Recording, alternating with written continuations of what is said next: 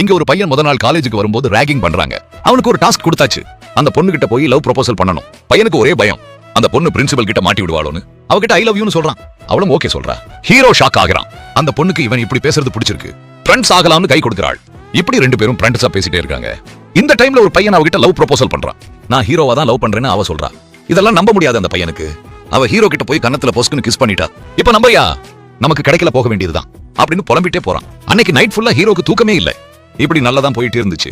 திடீர்னு ஹீரோ இன்னொரு பொண்ணு கிட்ட பேசினதுனால இவங்களுக்குள்ள பிரேக்கப் ஆயிடுச்சு. 4 வருஷம் கழிச்சு ஹீரோ ஹீரோயினை சூப்பர் மார்க்கெட்ல பார்க்கறான். ஃபேமிலி சிச்சுவேஷன்னால அந்த ஷாப்ல மேனேஜர் வேலை பண்ணி, நீ எப்படி இருக்க பாத்தியா? நான் எப்படி இருக்கேன்? ஹீரோ அவனை பத்தி பெருமையா பேசிட்டே இருக்கான். நான் காலேஜ் படிக்கும்போது எனக்கு நிறையவே ஹெல்ப் பண்ணிருக்கா. அதுக்கு பதிலா பேங்க் செக் கொடுக்கறான். அவ அதை கிழிச்சு கீழே போட்டுட்டா. மேரேஜ் பீரோ ஒரு பிசினஸ் பண்ணிட்டே இருப்பான்.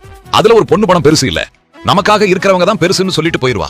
அதே மாதிரி ஃப்ரெண்டும் ஒரு பொண்ணு பார்க்க போயிருப்பான். இந்த கலர் ட்ரெஸ் போடணும், இந்த கலர் வாட்ச் கட்டணும் அப்படின்னு லிஸ்ட் அடிக்கிட்டே போக, அம்மா தாயே என்ன விட்டுருங்கன்னு எஸ்கேப் ஆகி ஓடி வந்துட்டான். இப்பதான் ஹீரோக்கு நான் எங்க தப்பு பண்ணேன்னு புரியுது. மறுபடியும் ஹீரோயின் கிட்ட பேசி பார்க்கறான். பொய்யா, நான் கல்யாணம் பண்ணிக்க போறேன்னு சொல்றா. ஹீரோக்கு மனசு உடைஞ்சு போகுது. இது வரைக்கும் அப்பாவை கோவத்துல திட்டி இருப்பான். சின்ன வயசுல இருக்கும்போது மகனுக்காக ஹார்ட்ல பிளாக் இருந்திருக்கும். அவருடைய சொத்து பத்து எல்லாத்தையும் விட்டு பையனை காப்பாத்திருப்பாரு. அந்த விஷயம் இப்பதான் பையனுக்கு தெரியும்.